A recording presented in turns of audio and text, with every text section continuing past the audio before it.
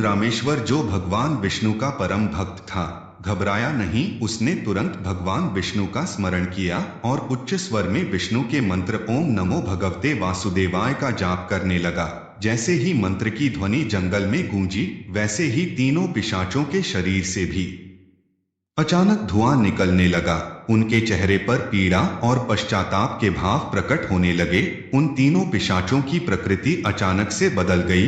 भगवान विष्णु के मंत्र को सुनते ही उनके अंदर भगवत शक्ति का वास हो गया और उनका चित्त शांत हो गया। कुछ समय पहले जो पिशाच उस ब्राह्मण को खाने की योजना बना रहे थे, वे अब शांत होकर खड़े थे। वे पिशाच कहने लगे, हे ब्राह्मण देवता, आप कौन हैं? आपके सानिध्य में आने से हमारा स्वभाव बदल गया है। हम पहले हिंसक थे, किंतु अब हमारे चित्त में शांति है। कृपया आप हमें बताइए कि आप कौन हैं और किस कारण से यहाँ पर आए हैं। उस ब्राह्मण ने कहा, हे पिशाचों, मेरा नाम रामेश्वर है। मैं शोभापुर में निवास करता हूँ। अभी तीर्थ यात्रा के लिए निकल हो। उस ब्राह्मण ने उन पिशाचों से कहा, हे पिशाचों, तुम कौन हो और किस कारण से तुम्हारी ऐसी दुर्दशा हुई है? मुझे विस्तार से सब कुछ बताओ। तब पहला पिशाच काल ड्रॉप, जो पहले जीवन में बहरामपुर नगर का एक धनी व्यापारी था और उसका नाम नागेंद्र था, रोते हुए बोला, हे महान ब्राह्मण, मैंने अपने पिछले जन्म में अनेक पाप किया। मैं धन के मद में हो गया था।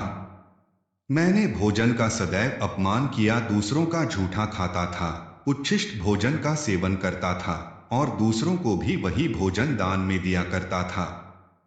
मैंने भोजन करते समय कभी मंत्रों का जाप नहीं किया और सदैव भोजन का अनादर किया। इसी कारण मुझे यह भयानक पिशाच योनि मिली। फिर दूसरा पिशाच विकराल, जो अतीत में रत्नपुर का एक राजकुमार था और जिसका नाम वीरेंद्र था, उसने अपने पापों का खुलासा किया है। ब्राह्मण देवता में रत्नपुर का राजकुमार था, लेकिन मैंने अपने अहंकार के कारण भोजन के नियमों का पालन नहीं किया। मैंने भोजन को अपवित्र किया, हमेशा झूठे भोजन का सेवन किया और भोजन के पवित्र मंत्रों का कभी जाप नहीं किया। इसलिए मुझे पिशाच योनि में जन्म लेना पड़ा। तीसरा पिशाच दुष्ट, जिसका नाम पहले जीवन में दर्शन पूर्व के एक यज्ञकर्ता ब्राह्मण वसुदेव था। उसने कहा, मैं एक यज्ञकर्ता ब्राह्मण था, लेकिन मैंने यज्ञों में प्राप्त भोजन का अनादर किया। मैंने टूटी हुई पत्तल में भोजन किया और भोजन का अपमान किया। मैंने दूसरों को भी अपवित्र भोजन का सेवन कराया और कभी मंत्रों का जाप नहीं किया। इन पापों के कारण मुझे यह भयानक योनि मिली। फिर तीनों पिशाचों ने एक साथ कहा, हे महान ब्राह्मण, आपके द्वारा किए गए विष्णु मंत्र के जाप ने हमें हमारे पापों से शुद्ध कर दिया है। अब कृपया हमें मोक्ष का मार्ग दिखाया। रामेश्वर ने उन तीनों को आशीर्वाद दिया और कहा, भगवान विष्णु की कृपा से तुम्हारे पास आप शुद्ध हो गए हैं। अब तुम तीनों स्वर्ग लोक में जा सकते हो। जैसे ही रामेश्वर ने यह कहा, तीनों पिशाच दिव्य प्रकाश में परिवर्तित हो गए और स्वर्ग की ओर प्रस्थान कर गए। कथा समाप्त करने के बाद श्री कृष्ण ने नारद जी की ओर देखा और बोले, देवर्षि, यह कथा हमें सिखाती है कि भोजन का सदैव सम्मान करना चाहिए। भोजन करने से पूर्व मंत्रों का जाप अवश्य करना चाहिए, जिससे भोजन शुद्ध और पवित्र हो जाता है। भगवान श्री कृष्ण कहते हैं, हे देवर्ष, अब मैं तुम्हें भोजन के नियम बताता हूं, आप इसे ध्यान से सुनिए।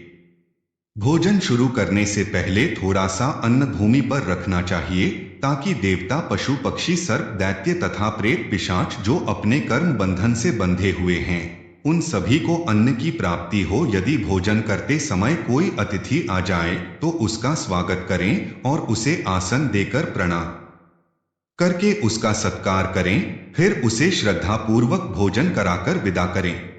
तो दोस्तों, यह वीडियो आपको कैसी लगी नीचे कमेंट में जरूर बताएं। धन्यवाद। आपका दिन शुभ हो।